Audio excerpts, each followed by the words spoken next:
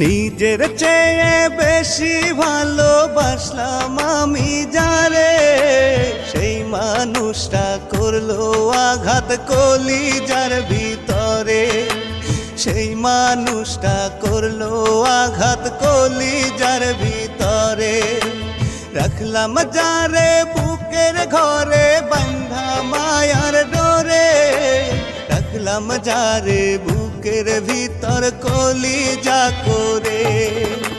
সেই মানুষটা করলো আঘাত কলিজার ভিতরে। সেই মানুষটা করলো আঘাত কলিজার ভিতরে।